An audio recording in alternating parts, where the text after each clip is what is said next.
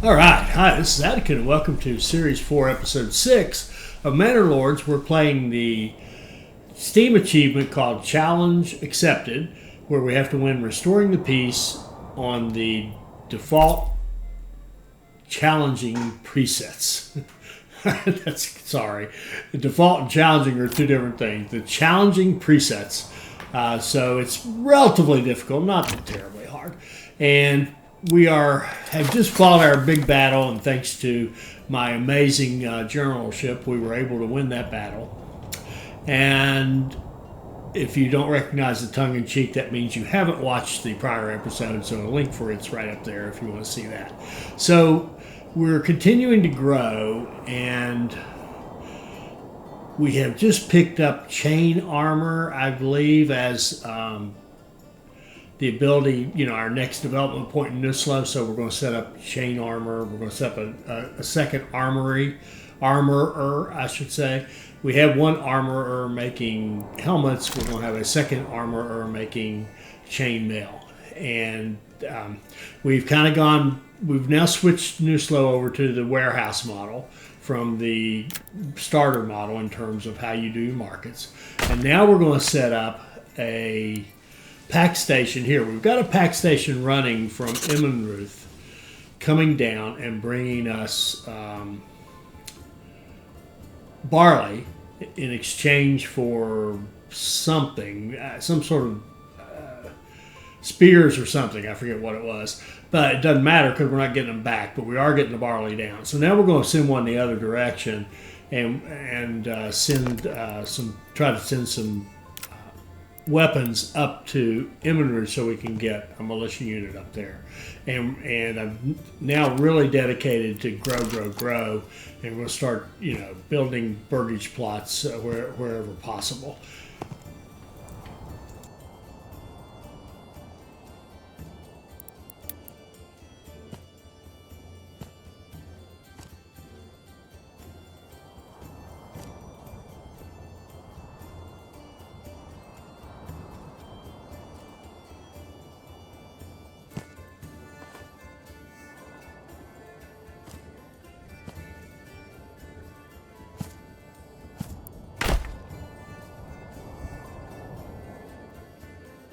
And you'll notice that respond to correspondence is still down there. I just stopped the conversation with Hildebolt. And other times I've sent a response, my claims are non-negotiable or whatever. And I just wonder if that has to do with the strange behavior we had in the battle, that I left that correspondence open. I would hate to think that's the trick. That's the exploit to win all battles. Just don't talk to the guy. Refuse to talk to him. He'll get mad and leave. Maybe that's the trick. So now in Immenreuth, we're going to start doing the veggies. You don't want to start veggie production super early because it ties up your folks working on the gardens, and they're not out doing all their work. Now, they're not 100% doing gardens, but it does take a fair amount of their time. And the first time you do the veggies, they have to be planted and seeded. After that, it's just a growing cycle. It just keeps going, and then they're really useful. But the early on, the veggies really are a big commitment of time for your people. So we set these up to be able to take the veggies, but we're just now getting ready to actually start growing vegetables. We're also doing upgrades to level 2. We're going to start leveling up in Immenreuth, and we'll set up some level 2 housing and get some more development points and continue to develop Immenreuth.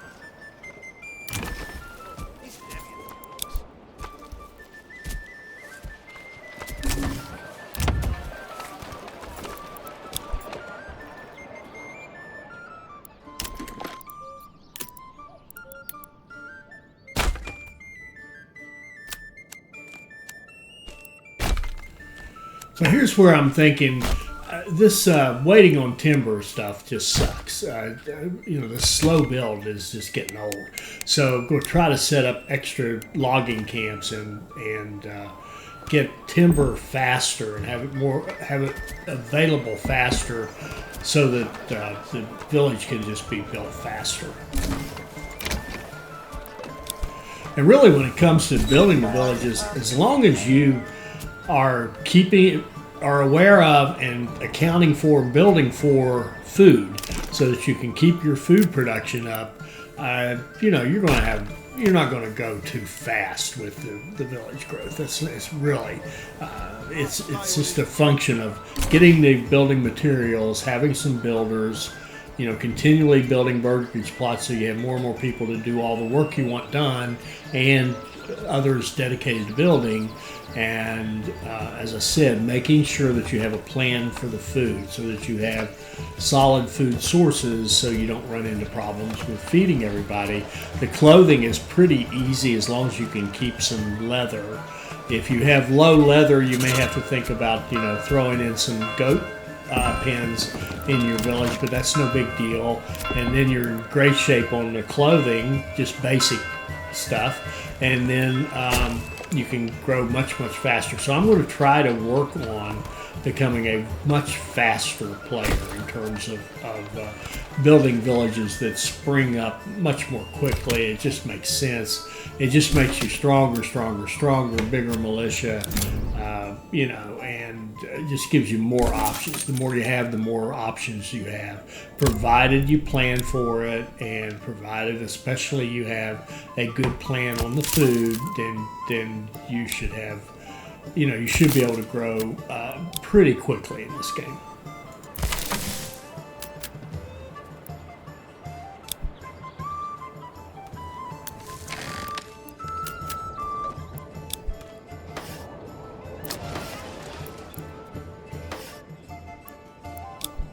So part of what I'm doing here is taking some of the farmers, using them to build, and then starting to bump up the capacity of the granary and the storehouse.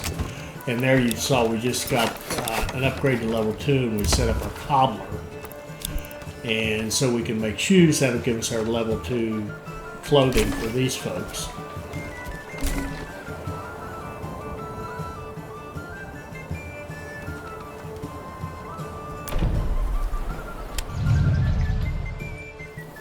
Okay, so now we've got enough supplies to go ahead and upgrade our manor. And the benefit of that, by adding that garrison tower, of course, as we know, is that it allows us to have a retinue up to 24 rather than 12 soldiers. So double the size, double the strength, double the value.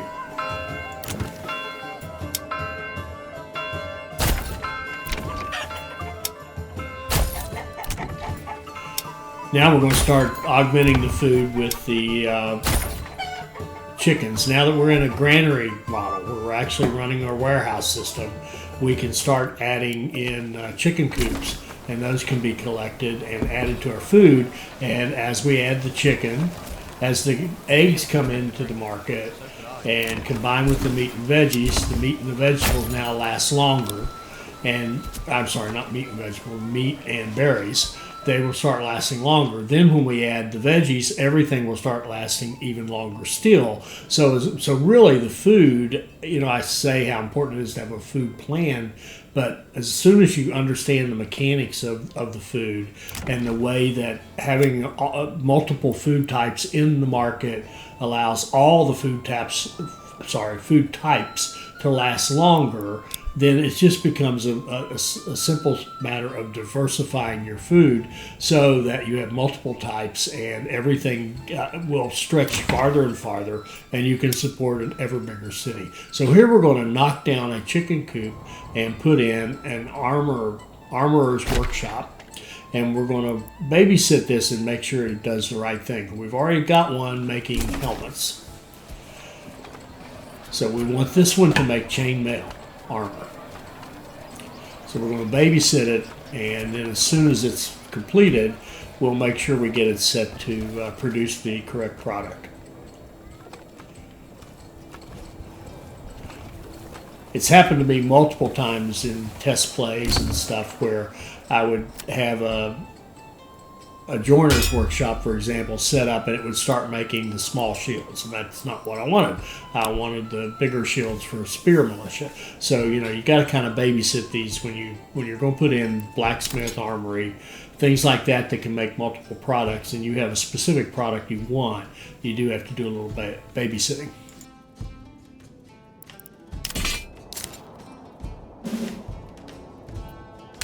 So now we can expand our retinue since we've built the garrison tower, and now we've got 2 units of spear militia and 2 full retinue. So not exactly an overwhelming army, but getting there.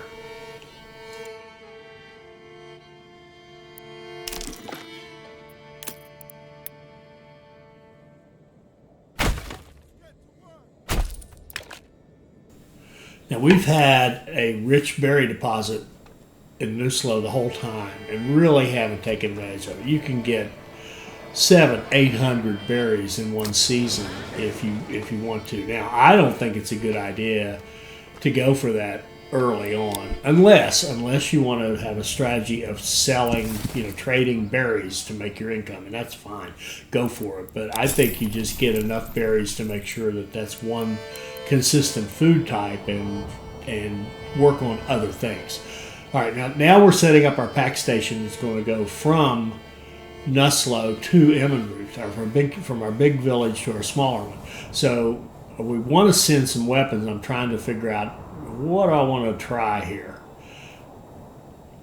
And I thought about sending iron ore. I actually had thought about just sending iron ore over there and level up that other city and let them produce weapons. And I thought, no, that's silly. We've got a weapon producing machine here. Let's find a way to barter and send weapons to our other villages.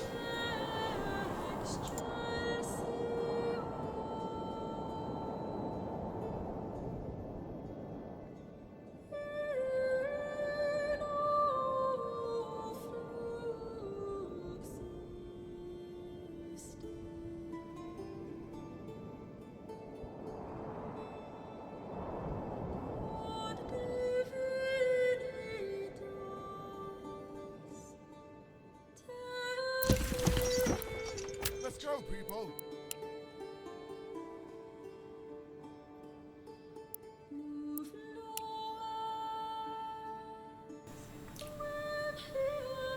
So here you can see I'm thinking about sending iron slabs over there and getting meat back, and then letting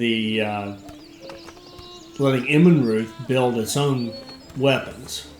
Now I will tell you, I don't stay with this. Sorry for the spoiler. Decided this was not the way to go, but I'm just trying to find. I'm still playing with the bartering. The bartering still doesn't quite get it. It's not quite right. But at any rate, if you're going to trade the slabs, let's make more slabs. So we got plenty of iron ore. Let's increase our iron slab production. Plus, we've got the mail armor as well. Now we've got a bunch of people needing the iron slabs. So what we're seeing here, because this Nuslo is specialized in weaponry, and in particular stuff that needs iron, we are really taxing our fuel. But look at the fuel. Look how much we have. All that. The reason we have so much now, we've actually increased demand for the fuel significantly, but we actually have more. Now, how can we have more? Because we are now warehousing it properly and more efficiently by running the market stalls from the warehousing system, and that frees up our woodcutters to do their thing. And what I'm looking at here is, if we're going to use all these iron slabs, let's get another bloomery going, and let's get another charcoal, because if we looked at the firewood earlier, we saw the firewood. There's a lot of firewood, not so much charcoal, so we can bump up charcoal production. Keep in mind too, our attitude now is grow. We're going to have more and more people to work. And the other beauty of that is it just allows you to do more and more production.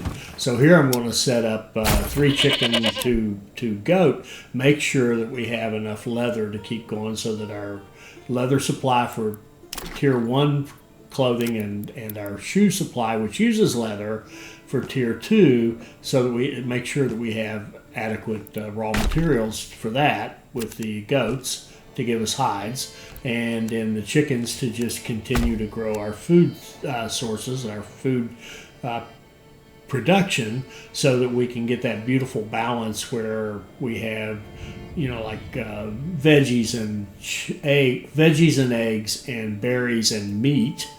And what we're going to do is try to get meat from Immenreuth, because Immenreuth has the rich wild animals deposit, and so we're going to eventually try to ship meat, barter meat from Immenreuth over here to Newslow in return for the weapons that we're producing in Newslow.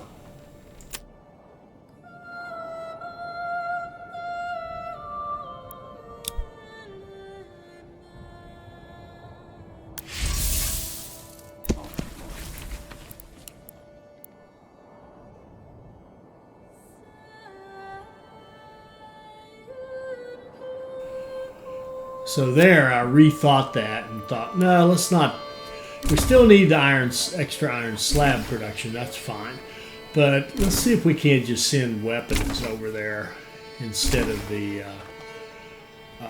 iron slabs. It just makes much more sense if we can get that to work.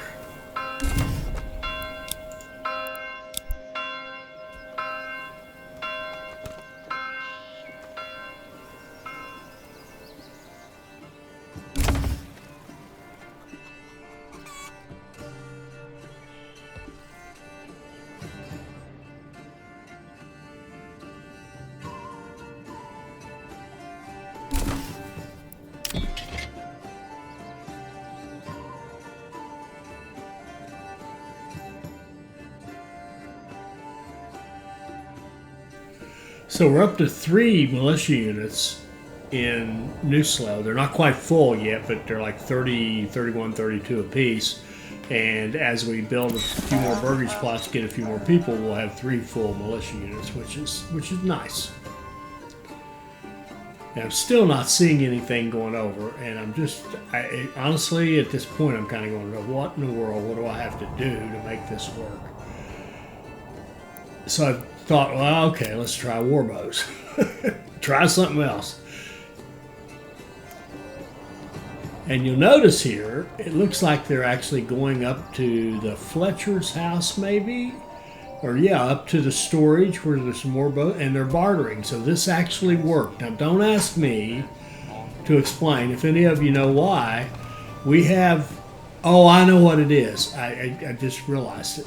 The warbows are excess. We don't have any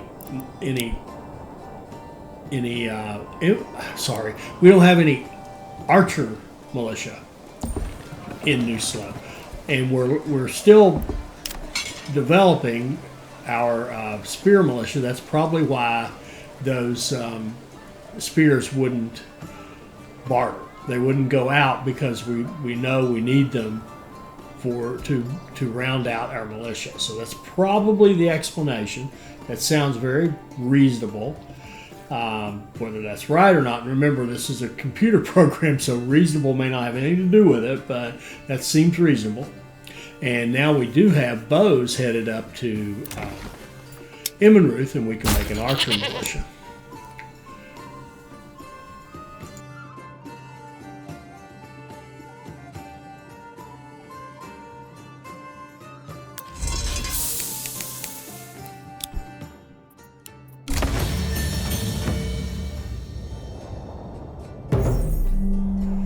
All right, Immenreuth has leveled up, and we got to decide what we want to do with them. And guess I didn't want to decide just yet. I was thinking, there we go. All right, let's go back to it. Oh, I know what it was. I was just kind of looking to just remind myself what we're trying to do. And I really wanted to do, believe it or not, I really want to do bees. I'm just staring at that going, I don't want to do bees. But I think I decided to go with the hunting, because we're going to ship meat. Yeah, good boy. We're going to ship meat back to Newslow in exchange for those bows or anything else.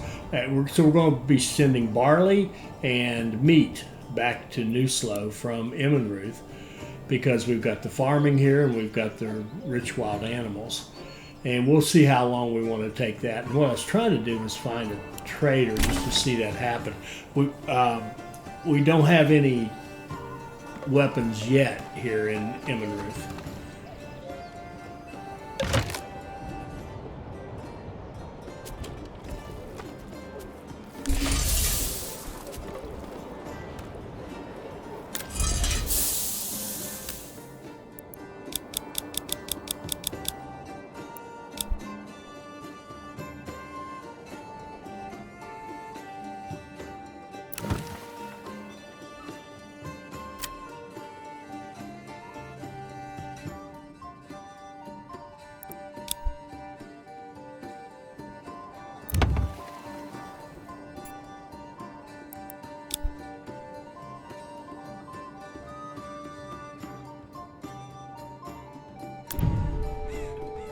You can see here that our money has gone down a little bit. We've been taxing them hard.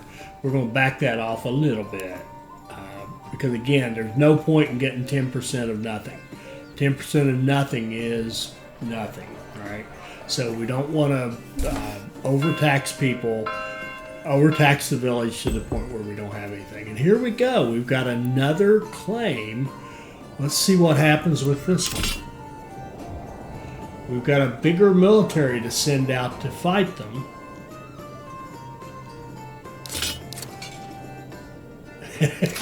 And I don't remember what happens here. Interesting. Okay, so we're going to rally everybody here. I think I learned my own lesson here. We're going to rally the battles is Immenreuth. So we're going to rally the Immenreuth retinue in Immenreuth, and we're going to rally our other troops. Let's see if I learned my lesson. Yeah, I'm going to let them rally and get that over with, and then tell them to walk and send them someplace. And they should walk together appropriately and not have that weird dance they tend to do. Now, we want to get all the mercenaries we can for two reasons. One, it's nice to have the extra fighters, and we don't want them out there for our buddy to get them. So now we've got a reasonable army here to fight with. We're going to just gather up all of our retinue there, and I think I missed. Yeah, I did. I missed that one spear unit. That's okay. Well, it's not okay, but it is what it is. And we're sending the. Here we go. We've got 12 warbows out here, so we could get a small little archer set here, but I decided not to use them.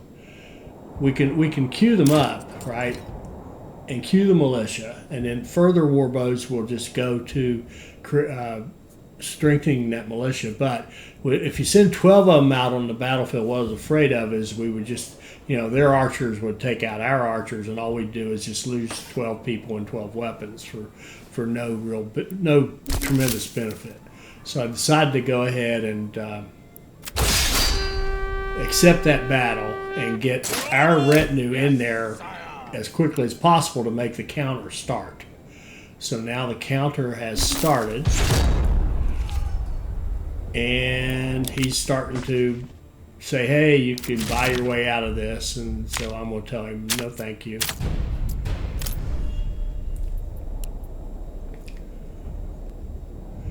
And the counter has started. So, and look at this. He's coming right, he's right there. So what I decided to do is just keep backing up. I won't be in the counter, but I want to get back as far as I can. And we're running our troops up here to see what we can do. And you'll notice the little fire thing. He's thinking of this as for a moment there, he was thinking of burning down our village. But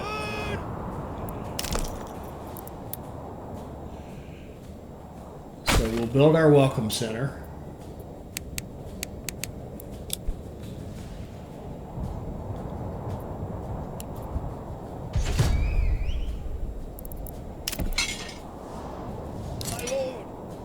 And this guy here,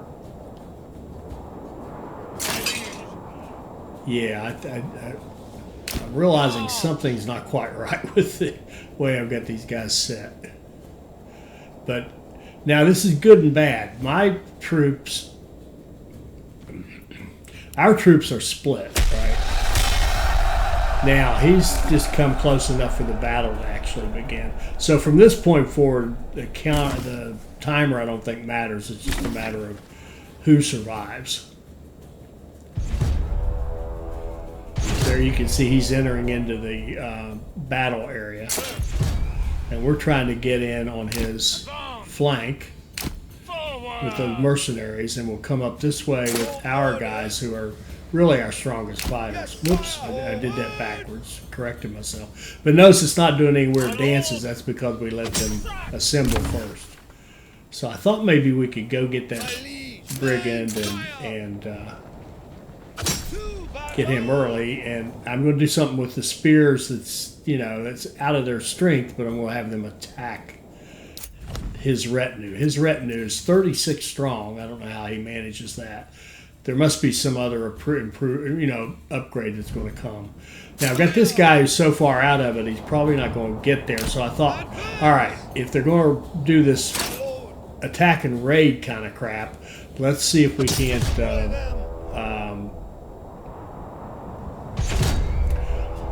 be ready for the raid. So here I see, okay, I've goofed. I really don't like these fights where you're in the woods because it's just so easy to get lost.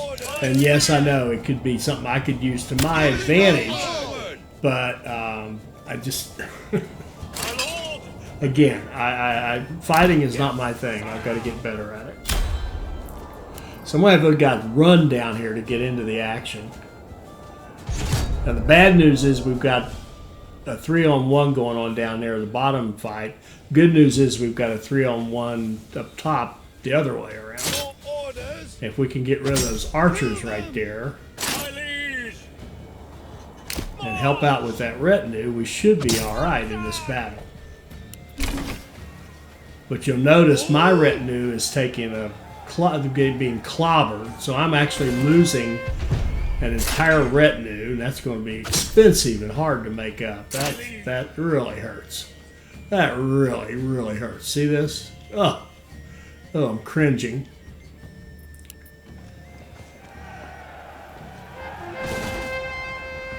Fire! To battle! Push forward, men! So we've got one. Well, actually, we're doing all right.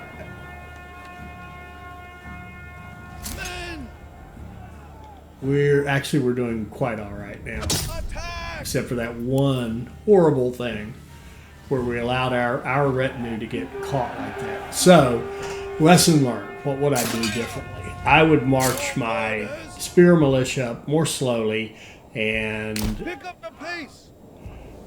keep the retinue behind them so that they're not getting ganged up on. I mean, the whole point of good tactics here, I think, is you gang up on him. He doesn't gang up on you. But we won the battle fairly handily.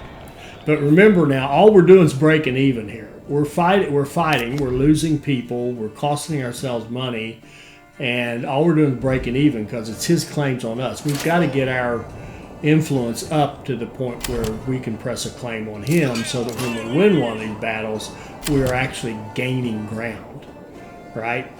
This losing ground is no good. So we're going to run our militia.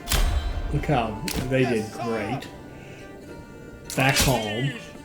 We'll disband the retinue that's already in his home and get some grave diggers to clean up the mess, and we should be good to go.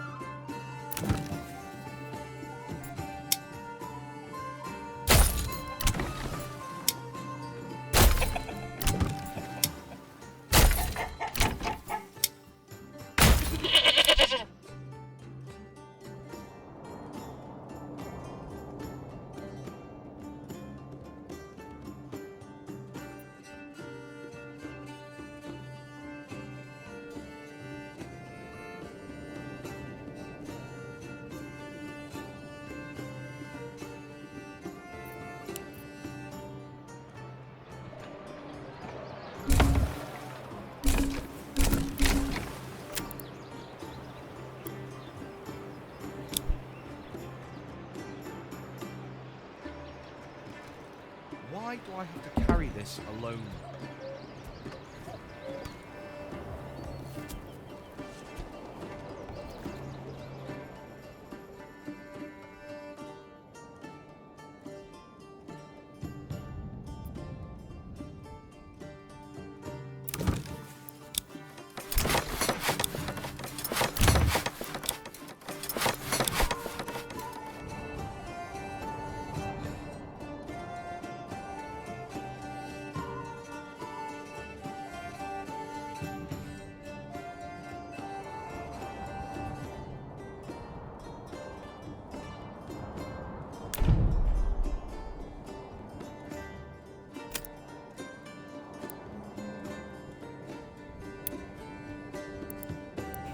Okay, it's time Immenreuth started making at least some contribution to the greater society, and I really like the looks of Immenreuth because to me that looks like a honest to goodness, the little bit I know, an honest to goodness German medieval village. We'll make sure we get our farmers back. It is September, and we do need to finish up this the burials. There's 95 deaths out there, so taking people off of other jobs in order to make sure we have our farmers. We're taking the farmers off to do other work, and we've expanded and created some more jobs, so it's a little tight for the farming, but it's September. That's a key time to have people in your farms. And I've gone through the effort of having these houses and assigning them to the farms. I don't think I'll do that again. I think my next village will all the homes will be centralized, and if you have to walk a bit to your job, then you walk to your job, because it's just the amount of micromanagement that you would have to do to keep that straight is just too much. It's too much. And there I goofed. I meant to hit vegetables, then do the upgrade, but it's all right. It's all right. And you can see we're losing laborers now as people are out there working on the gardens. Now, in theory, they only do spare time, but you do absolutely lose some productivity as your vegetable gardens are planted. That's why it'd be very risky to do veggies too early, unless you're going to do small vegetable gardens that can be tilled and planted very quickly.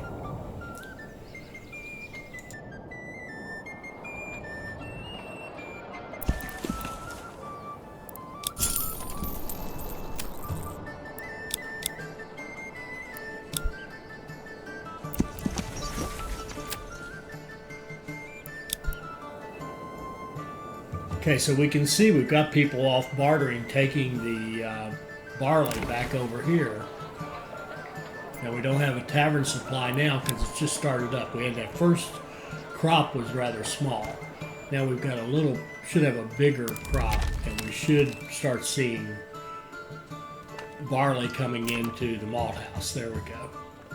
They're transporting, they should be bringing barley into the malt house to work on it.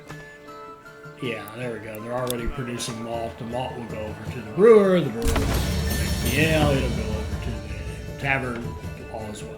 So we go back up here to Immenreuth. We've finally developed at another point. And what I want to do actually is target the bakeries. I think the bakeries are tremendous because you can take one wheat, turn it into 2 flour, and then turn it into 8. Count them, 8. No, is that right? 2 flour, 4. Yeah. You can take the 2 flour and turn it into 4 bread because the baking extension doubles the productivity. It's twice as good as a communal oven.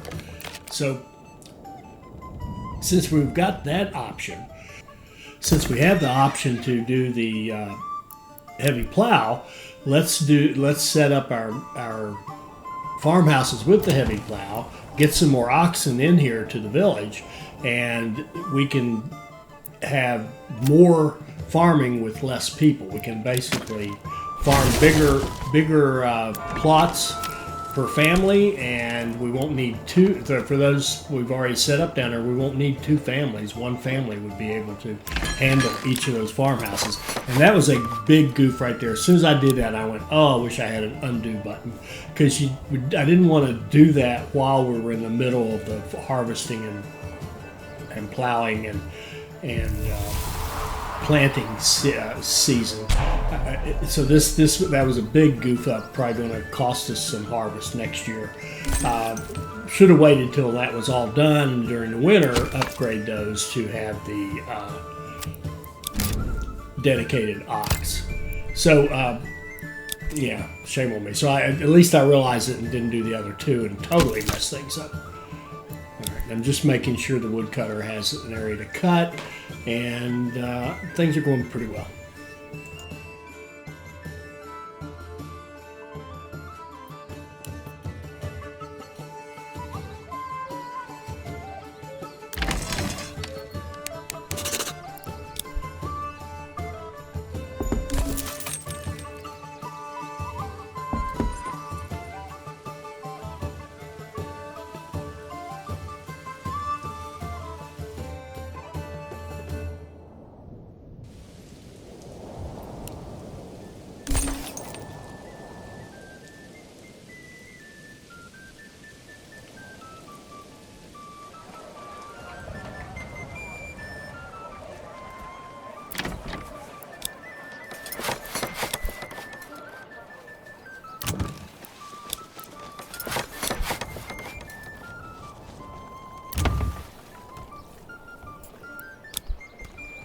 Continuing to target the vegetable plots as the level 3s.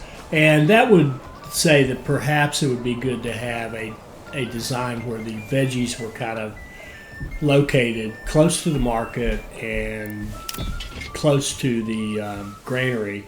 It'd be a lot more efficient. We'll think about designs like that when we conquer a region, if we ever have enough influence to actually do something.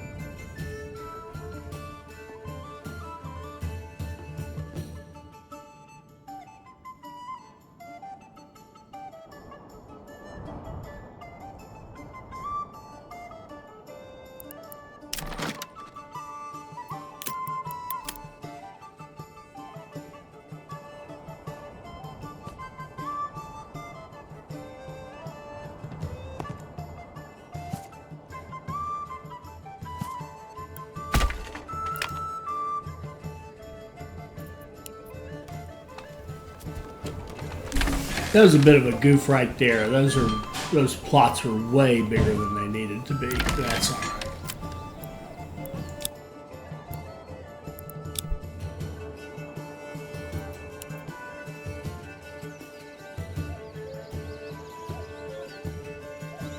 Why do I have to carry this alone?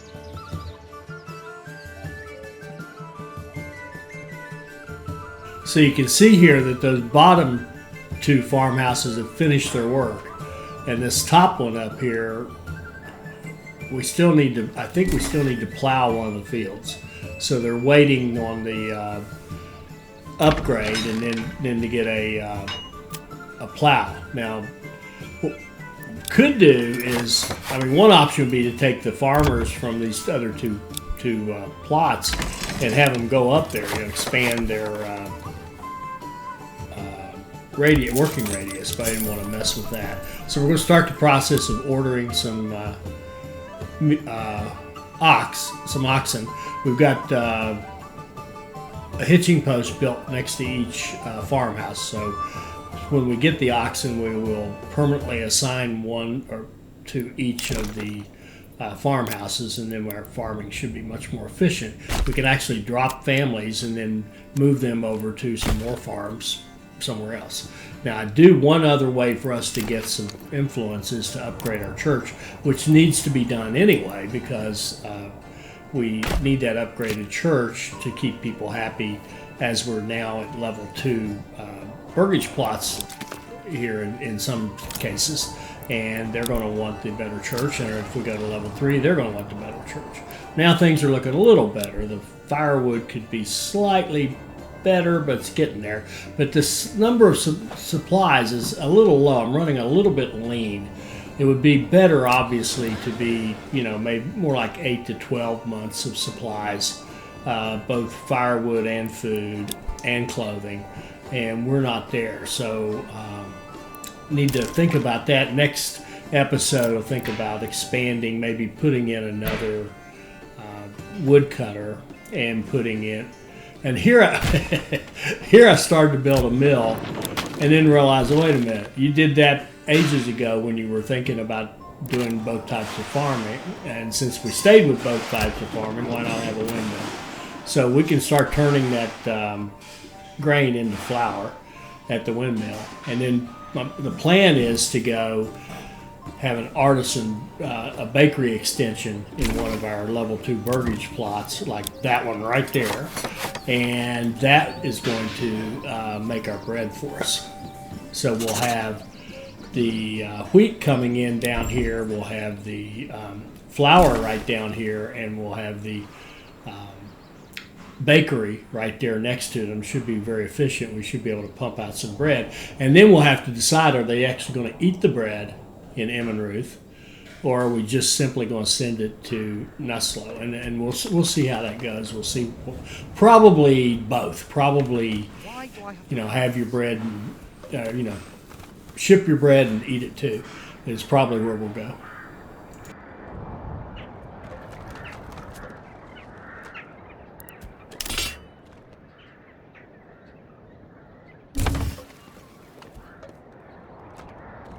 And you can see there we're starting to gain ground on our archers. We're slowly building it up to a full militia unit. And we're still targeting the veggie gardens for our upgrades to level 3.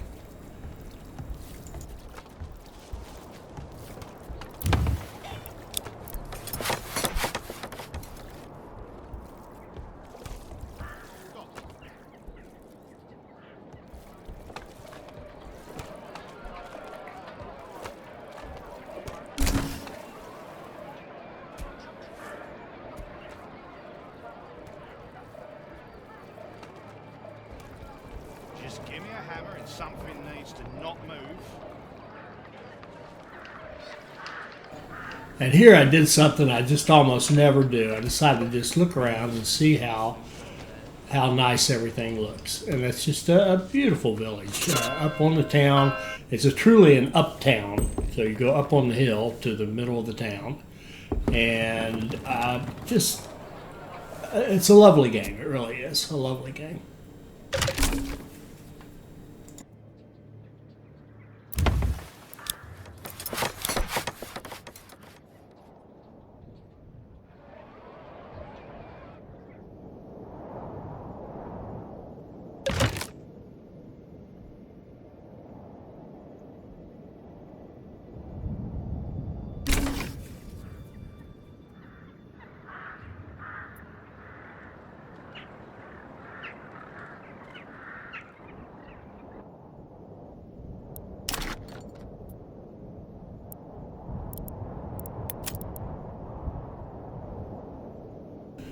So now I'm looking ahead to getting some more farming going and thinking about it from an Emmer point of view, and thinking if we have the ox upgrade where we can plow with the ox, we can go ahead and do full one Morgan plots, make them kind of narrow rectangles like this, long and narrow, and that will fit with the way the ox tend to function on the fields and be pretty efficient at plowing these fields. So here now with that upgrade, we can have one farmhouse that supports those three with the ox upgrade and the heavy plow upgrade, and one family can handle that. In fact, I take that back. We can do two. We'll put two families in here, and they will be able to easily keep two of those running and one fallow all the time. So it'll be a family per Morgan versus a family per 0.6 Morgan. So definitely better.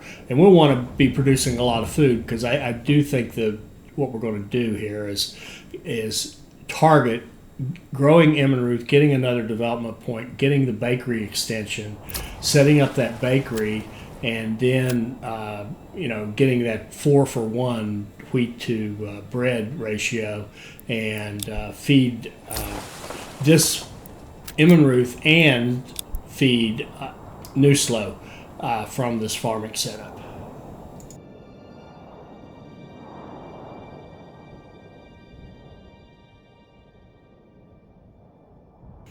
So again, I was about ready to wrap up, and I just thought, let's just take one more look at this, at what things look like here, and see our little classic village here. Lovely, lovely. It does seem like it's always winter, doesn't it? It's just constantly winter. So I hope you've enjoyed this. I hope you got something out of it that will help you become a better player. I hope you'll like, comment, and subscribe, and join us for our next Manor Lords video. Thank you.